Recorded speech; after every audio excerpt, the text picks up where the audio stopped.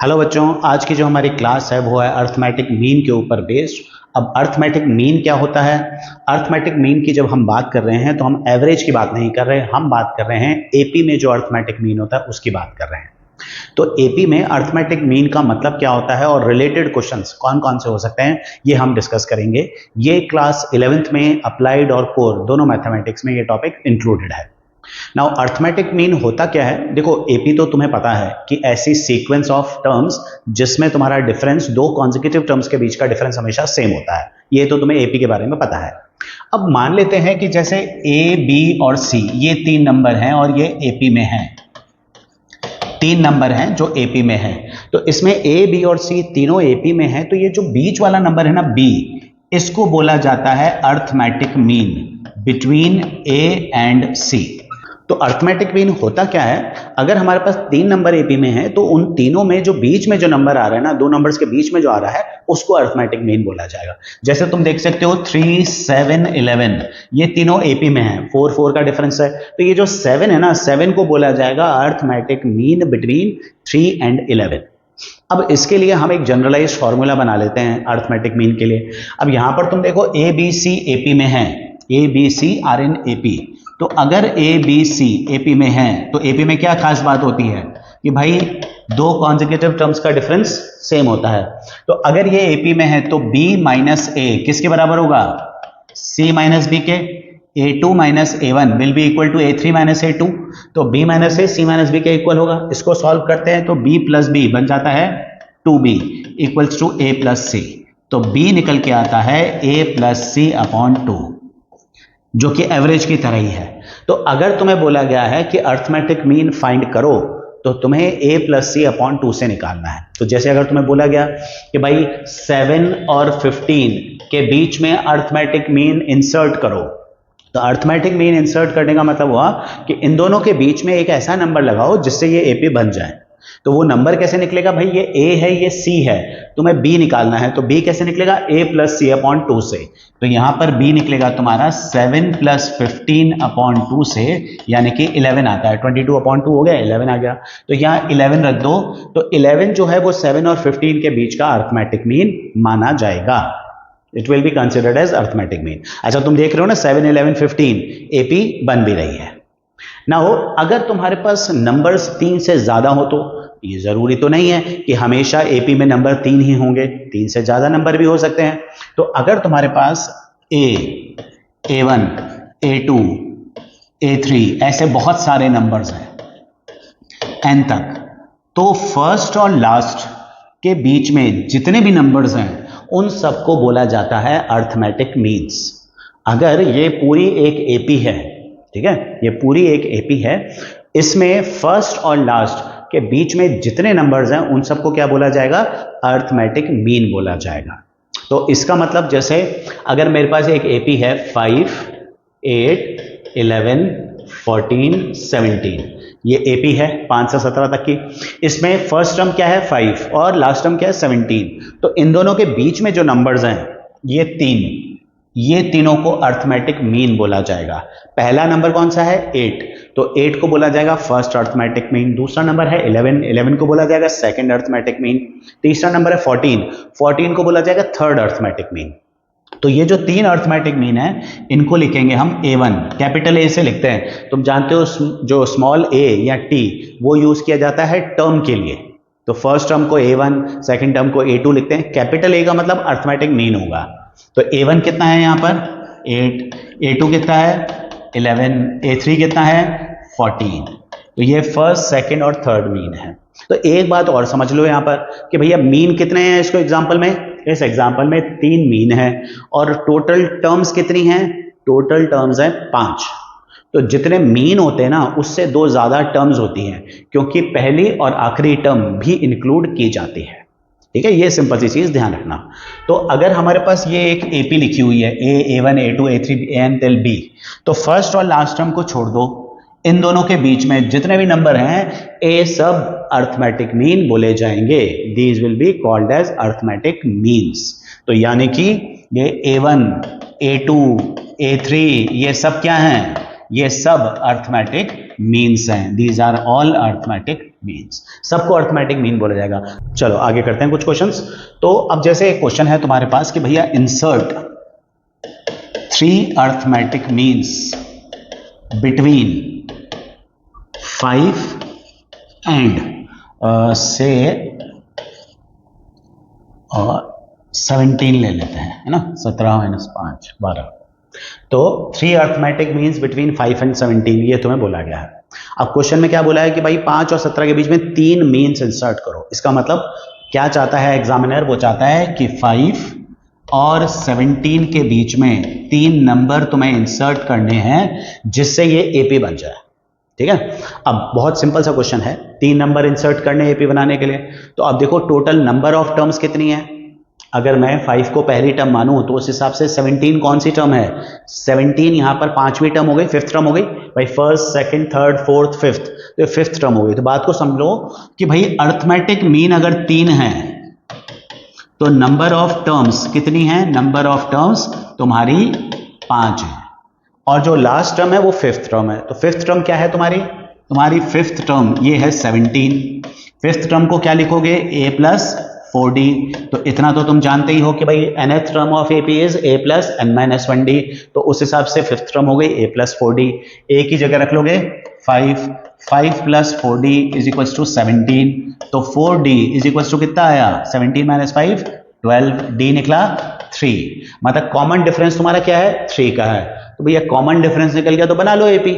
5 के बाद 3 ऐड कर लो, तो 5 3 ऐड किया 8, फिर 3 ऐड किया 11, फिर ऐड किया 14 और फिर 17 तो है ही। तो हमने ये 3 अर्थमेटिक मीन इसमें इंसर्ट कर दिए, 8, 11, 14 are 3 arithmetic means between 5 and 17। ये AP भी बन गई और अर्थमेटिक मीन भी आ गए। इस तरह से हम इसको कर सकते हैं। अगर मैं क्वेश्चन में बोलूं कि भाई insert 7 arithmetic means between 3 and से 38, 3 और 38 के बीच में 7 अर्थमेटिक मीन इंसर्ट करो, है ना। 38 की जगह मैं इजी कर देता हूं उसको, 35 ले लेते हैं, ठीक है। नाउ अगर मैं 7 अर्थमेटिक मीन इंसर्ट करूंगा तो वो क्या आएंगे, A1 A2 से लेकर A7 तक और फिर आएगा 35।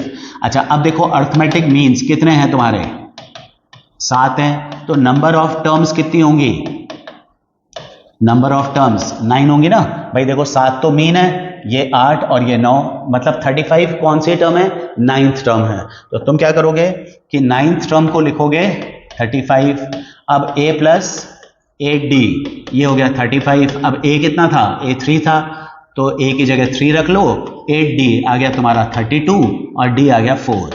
मतलब कॉमन डिफरेंस इस बार 4 का है, तो 4 ऐड करते जाओ, 3 + 4 7 आ गया, 7 + 4 11 आ गया, एंड सो ऑन। ये तुम्हारे अर्थमेटिक मीन निकल जाएंगे 3 और 35 के बीच में। तो ये हमारे पास एक्सप्रेशन बन जाएगा। इस तरह से हम अर्थमेटिक मीन फाइंड कर सकते हैं। अब ये तो बहुत सिंपल से क्वेश्चन हो गए। कुछ क्वेश्चन और भी आ सकते हैं कि जैसे सपोज करो 3 और 17 के बीच में n अर्थमेटिक मीन्स हैं, है ना। क्या क्वेश्चन दे रखा है कि भाई 2 नंबर हैं 3 और ये है 17 और इसके बीच में बता रखा है n अर्थमेटिक मीन्स है। n अर्थमेटिक मीन्स मतलब A1 A2 ऐसे कितने मीन्स है, n मीन्स है यहाँ पर, ठीक है। There are n number of means between 3 and 17। फिर वो कह रहा है the ratio of last mean to the first mean, last mean बोल रहा है, तो लास्ट मीन मतलब an to the first mean is A1 is 3/1। तो क्वेश्चन क्या है कि क्वेश्चन है कि भाई 3 और 17 के बीच में n अर्थमेटिक मीन्स हैं such that the ratio of last mean to the first mean is 3/1। और अब तुम्हें बोला है कि बताना है कि यहां पर कॉमन डिफरेंस क्या है और साथ ही साथ ये भी बताना है कि यहां पर नंबर ऑफ टर्म्स कितनी है। दोनों चीजें तुम्हें इसमें बतानी है। तो 2 इंफॉर्मेशन है तुम्हारे पास, एक तो कि भाई 3 और 17 पहली आखिरी टर्म्स हैं जिसमें n अर्थमेटिक मीन्स है, और लास्ट मीन और फर्स्ट मीन का रेशियो 3:1 है। ये तुम्हें क्वेश्चन में दे रखा है। अब इस इंफॉर्मेशन को यूज करके तुम्हें n यानी कि नंबर ऑफ टर्म्स और d निकालनी है। अब यहां पर एक चीज देखो, ये जो फर्स्ट मीन है ना A1, तो इसमें A1 तुम देखो, A1 मतलब फर्स्ट मीन है, लेकिन अगर तुम इसको टर्म के हिसाब से देखो, AP की टर्म के हिसाब से देखो, तो भाई ये फर्स्ट टर्म है और ये सेकंड टर्म है, तो जो फर्स्ट मीन है वो एक्चुअल में एपी की सेकंड टर्म होती है। तो A1 को तुम A2 लिख सकते हो। कैपिटल A1 का मतलब है फर्स्ट मीन और स्मॉल A2 का मतलब है सेकंड, तुम्हारे पास हो गई टर्म। इसी तरह तो जो सेकंड मीन है वो सेकंड मीन किसके बराबर है, तो जो सेकंड मीन है अगर तुम उसको देखोगे तो ये सेकंड मीन है, तो ये टर्म कौन सी है, फर्स्ट सेकंड थर्ड, तो ये थर्ड टर्म है, इसको A3 लिखेंगे। तो we will write it like this, इस तरह से हम इसको लिखेंगे। तो इसका ये मतलब है कि भाई जो भी मीन होती है टर्म उससे एक ज्यादा नंबर पे होती है। तो A1 को तुम क्या लिख सकते हो, A2 लिख सकते हो, और an को क्या लिख सकते हो, an को n+1 लिख सकते हो। भाई एक ज्यादा ही तो आता है, A1 is small A2 is A3, तो A3 क्या होगा यहाँ पर, A4 होगा, an क्या होगा, an+1 हो जाएगा। बस ये इतनी सी तो चीज है, ठीक है। अब आते हैं हम इसके पास, ये वाला रेशो हमें क्या दे रखा है, 3:1 का रेशो दे रखा है। तो ये दे रखा है 3:1 का रेशो। अब A2 का फॉर्मूला क्या है, A2 कैसे निकलेगा, A+D। भाई nth टर्म, फिर से nth टर्म इज A+n-1D, तो उस हिसाब से A2 क्या हो गया, A+D, और an+1 क्या हुआ, an+1 ये हो गया A+ND, है ना। अगर डाउट है तो फिर से देख लो यहाँ पर। भाई nth टर्म का फॉर्मूला क्या होता है एपी में, A+n-1D होता है, तो n+1th टर्म क्या होगी, A+n+1-1D। तो ये सॉल्व करके क्या आता है, A+ND आता है, तो इसीलिए A+ND लिखा हुआ है। अब A तो अननोन है, क्वेश्चन में दे रखा है ना, A क्या है, 3 है, तो A की जगह मैं 3 लिख लेता हूं। 3+ND is equals to 3 into A+D, जाकर मल्टीप्लाई कर देते हैं, 3+D, A3 रख लिया है। 3+ND is equals to 9+3D। तो इसको अगर मैं सॉल्व करूं तो ND की वैल्यू निकल के आती है 6+3D। ये 3 उधर जाके माइनस कर दिया, ये मेरी एक इक्वेशन बन जाती है, ठीक है। इस इक्वेशन में से ND की वैल्यू निकाल ली। अच्छा तुम्हारी मर्जी है, तुम ND की वैल्यू निकालो, ND आगे पुट करने काम आ जाएगा, आगे हम देखेंगे। D की वैल्यू निकालो, N की वैल्यू निकालो, जो करो कोई दिक्कत नहीं है, तुम किसी भी एक अननोन की वैल्यू निकाल लो, चाहे ND की निकालो, चाहे D की निकालो, चाहे N की निकालो। मैंने ND की पूरी निकाल ली, एक इक्वेशन बन गई। अच्छा दो अननोन है N और D, तो मुझे दो इक्वेशन चाहिए होंगी, मेरी एक इक्वेशन बन गई, ND इक्वल्स टू 6+3D। अभी एक और इक्वेशन चाहिए, तो एक और इक्वेशन कहां से आएगी, तो जरा ध्यान से देखो कि क्वेश्चन में बोला गया था 3 और 17 के बीच में n अरिथमेटिक मीन इंसर्ट करने थे। तुमने इस 17 को तो अभी तक यूज किया ही नहीं है, तुमने तो खाली फर्स्ट टर्म 3 यूज किया है। तो पहले तो ये बताओ भाई 17 जो है वो कौन से नंबर की टर्म है, इस एपी में कितनी टर्म्स हैं टोटल, तो इस एपी में टोटल टर्म्स कितनी हैं, n+2 टर्म्स हैं ये, क्योंकि मीन कितने हैं, मीन है तुम्हारे पास n, तो टोटल टर्म्स हो गई n+2। भाई अगर ये 4 मीन होते तो टोटल टर्म्स 6 होती ना, ये और ये भी तो काउंट होंगी, तो टोटल टर्म्स तुम्हारी 6 होती। अभी n मीन्स है तो टोटल टर्म्स कितनी है, n+2, तो n+2 टोटल टर्म्स है हमारे पास यहाँ पे, ठीक है। अब n+2 टर्म्स हैं, तो इसका मतलब 17 कौन सी टर्म है, टोटल n+2 टर्म है, तो 17 तो आखिरी टर्म है, तो 17 को क्या लिखोगे तुम 17 को लिखोगे n+2th टर्म, तो 17 को लिखोगे n+2th टर्म, ये लिखा 17। अब n+2th टर्म का मतलब क्या हुआ, A+n+1D इक्वल टू 17। भाई nth टर्म में n-1 आता है, तो n+2 में n+2-1 आएगा, विच इज n+1D। A कितना था 3 plus ND plus D is equals to 17। अब जो ND की वैल्यू तुमने ऊपर निकाली है वो यहां पर तुम पुट कर सकते हो, तो ये जो ND है इसकी जगह पर तुम लिख सकते हो 3 प्लस 6+3D प्लस D। इस ND की जगह तुमने 6+3D लिख दिया इज इक्वल्स टू 17। अब इसको सॉल्व कर लो, तो ये आता है तुम्हारे पास 3D plus D 4D equals to 17 minus 9 8, तो D निकल के आ गया 2, तो कॉमन डिफरेंस आ गया 2। अभी क्वेश्चन बोला था कॉमन डिफरेंस निकालो और नंबर ऑफ मीन्स निकालो, तो नंबर ऑफ मीन्स निकालने हैं, तो मीन्स का मतलब n यहां पर नंबर ऑफ मीन्स था, तो ये D की वैल्यू फर्स्ट इक्वेशन में पुट कर लो। तो फर्स्ट इक्वेशन में हम D की जगह पर 2 रखते हैं और ये हमारे पास वैल्यू निकल के आ जाती है, dn आ जाता है मेरे पास 6। मतलब इस एपी में अरिथमेटिक मीन्स कितने डले हुए हैं, 6 मीन्स डले हुए हैं, और कॉमन डिफरेंस क्या है? कॉमन डिफरेंस है तुम्हारा 2। तो इस तरह से हम इस क्वेश्चन को सॉल्व कर सकते हैं। थोड़ा सा और एक स्टेप आगे और देख लेते हैं, एक क्वेश्चन और देख लेते हैं इस तरह का। तो हमारे पास क्वेश्चन है कि बिटवीन 1 एंड 31, बिटवीन 1 एंड 31, तो भाई ये 1 और ये 31, 1 और 31 के बीच में m अर्थमेटिक मीन्स इंसर्ट किए गए हैं, m अर्थमेटिक मीन्स इंसर्ट किए गए हैं, m arithmetic means are inserted between the first and last term such that the ratio of seventh mean, ये given क्या है? ratio of seventh and m minus 1th mean is 5:9। ratio of seventh mean बोला है, mean मतलब a7, capital A से लिखेंगे, mean बोला है, नंबर नहीं बोला है, and m minus 1th mean, m minus 1th mean is a m minus 1, इसका रेशो 5/9 है। तो अगर ऐसा है तो फिर m की वैल्यू निकालो, फाइंड m। तो एक बार पहले क्वेश्चन देख लो पूरा कि भाई 1 और 31 के बीच में m अर्थमेटिक मीन्स इंसर्ट किए हुए हैं, मतलब इसके बाद a1 आएगा, फिर a2 आएगा एंड सो ऑन। कितने मीन है? m अर्थमेटिक मीन्स है, और इसके बाद फिर 31 है। ये तो तुम्हें क्वेश्चन में दे रखा है, और फिर दे रखा है 7th और m minus 1th मीन का रेशो 5/9 है। जैसा अभी हमने देखा भाई, a1 का मतलब, कैपिटल A1 का मतलब फर्स्ट मीन, और first mean is equivalent to second term. तो A7 की जगह क्या लिखेंगे? 8th टर्म, 8th टर्म है ना। फिर से देख लो, A1 is A2, A1 is A2 का मतलब A1 इज फर्स्ट मीन और A2 इज सेकंड टर्म। तो जो फर्स्ट मीन होता है वो AP की दूसरी टर्म है, और इसी तरह जो सेकंड मीन होता है वो थर्ड टर्म है, जो थर्ड मीन है वो फोर्थ टर्म है। तो इस हिसाब से जो सेवेंथ मीन है वो 8th टर्म है, और जो m minus 1th मीन है वो mth टर्म है। ये हमारे पास टर्म हो जाएगी। तो इस तरह से हम इसको कंपेयर कर सकते हैं। तो 7th मीन को लिखा 8th टर्म, और m minus 1th मीन को mth term is equals to 5/9। ये हमारे पास आ गया। तो अब इसको यूज करते हैं हम, लेट अस यूज दिस, और सॉल्व करके इक्वेशन बनाते हैं। यहां लिख देता हूं मैं इसको। अब 8th टर्म को क्या लिखोगे तुम? a plus 7d। mth term को लिखोगे a plus m minus 1d is equals to 5/9। a की वैल्यू पता ही है, a की वैल्यू कितनी है? क्वेश्चन में दे रखा था ना, 1 एंड 31 के बीच में नंबर इंसर्ट किए हैं। तो फर्स्ट टर्म क्या है? 1।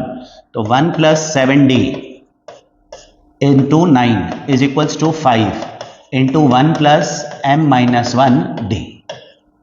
तो ये आ जाएगा मेरे पास 9 plus 63d is equals to 5 plus 5 into M D minus D.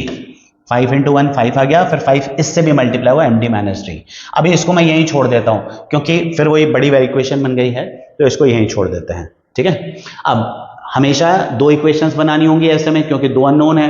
तो एक इक्वेशन तो ये बन गई, दूसरी इक्वेशन कहां से बनेगी तुम्हारी? दूसरी इक्वेशन बनेगी 31। लास्ट टर्म को यूज करना है जैसा पिछली बार किया था कि भैया ये 31 देखो, ये 31 कौन से नंबर की टर्म है? 31। अब तुम बताओ 31 कौन से नंबर की टर्म है? Isn't it m plus 2th term, है ना। टोटल m मीन है, एक ये और एक ये मिलाकर कितनी टर्म्स हो गई?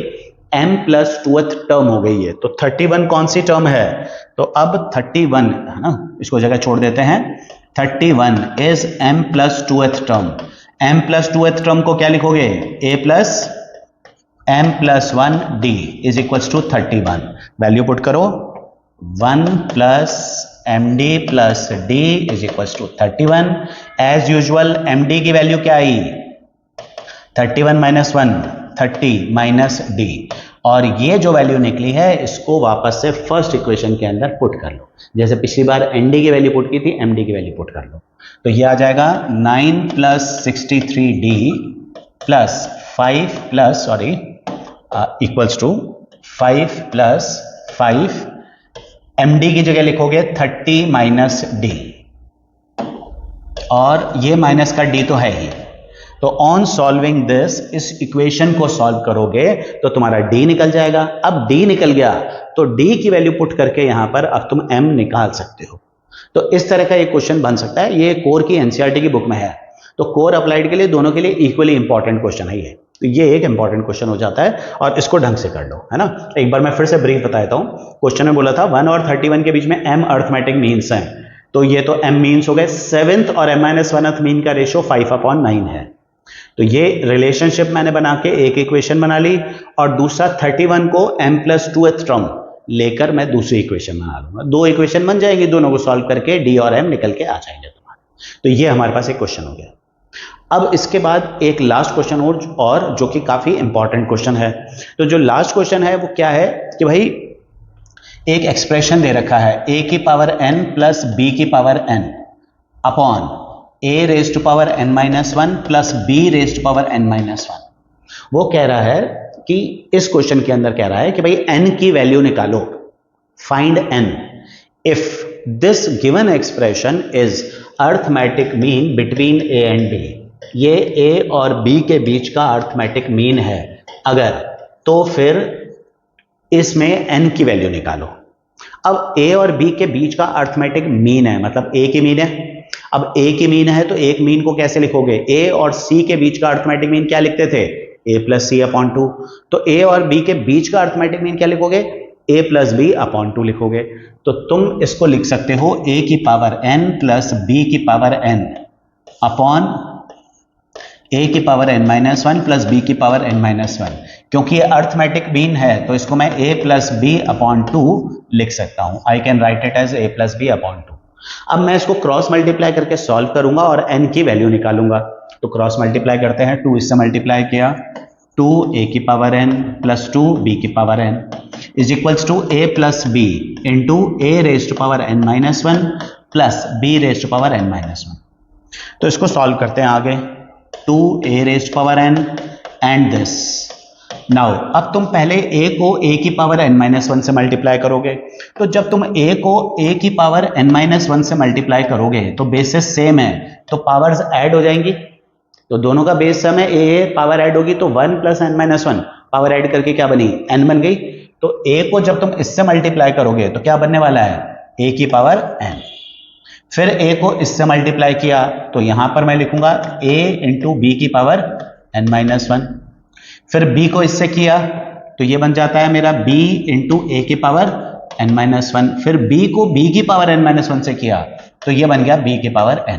तो ये बन गया हमारे पास पूरा एक्सप्रेशन आफ्टर मल्टीप्लिकेशन। जो सिमिलर टर्म्स है, लाइक टर्म्स है, एक तरफ ले आओ। तो ये a की पावर n, b की पावर n ये इधर आ जाएंगी।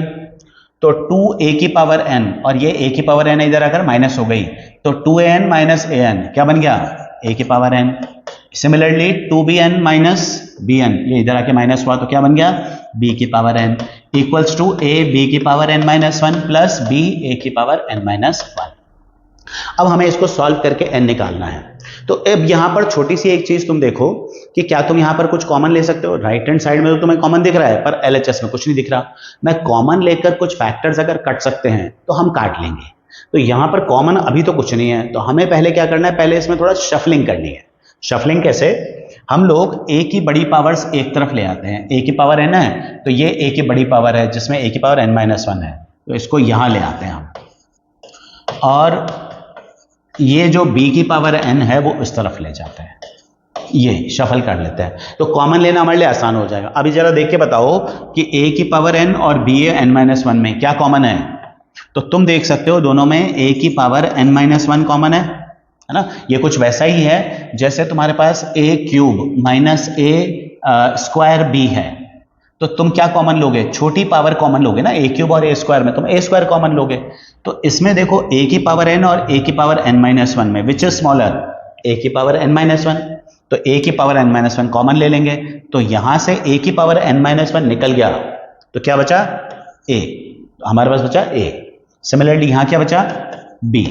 a की पावर n-1 निकल गया। राइट हैंड साइड पे भी अगर हम देखें तो b की पावर n-1 कॉमन ले सकते हैं। तो यहां बचा हमारे पास a और इसमें से b की पावर n-1 निकल गई तो क्या बची? b बची पावर b। तो ये तुम्हारा a-b भी कट गया। ये तुम्हारे पास बच गया a की power n-1 is equals to b की पावर n-1। अब इससे तुम n कैसे निकालोगे? तो भाई इसको थोड़ा सा शफल कर लो फिर से। तुम इसको क्या लिख सकते हो? a की पावर n-1 अपॉन b की पावर n-1 इज 1। डिवाइड कर लेते हैं। Now can you write it as a upon b की whole power n minus one, we can write it. अब क्या तुम अब n निकाल सकते हो? बिल्कुल। थोड़ा सा सोचो कि एक्सपोनेंट में 1 कब आता था, a की क्या पावर रखते थे जिससे हमारे पास 1 आता था? एग्जैक्टली 0 पर, a की पावर 0 पर 1 आता था।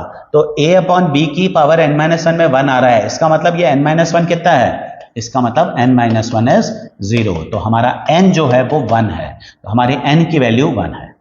तो क्वेश्चन में क्या बोला था कि भाई ये अर्थमेटिक मीन है, ये अर्थमेटिक मीन है, तो इसको हमने a plus B upon two लिख दिया। अब a plus B upon two लिखा, फिर दोनों को क्रॉस मल्टीप्लाई किया, सिमिलर टर्म्स हमने एक तरफ इकट्ठा करी और ये हमारे पास एक्सप्रेशन बन के आ गया और n की वैल्यू आ गई हमारे पास 1। तो इस तरह से हम लोग n की वैल्यू निकाल सकते हैं। तो अर्थमेटिक मीन से रिलेटेड क्वेश्चन जो है वो तुम इस तरह से फाइंड कर सकते हो। ठीक है, अब एक बार और भी ऐसे क्वेश्चंस ट्राई करो और फिर कमेंट्स में लिखो कि कौन सा ऐसा क्वेश्चन है जो तुम्हें अच्छे से आ गया।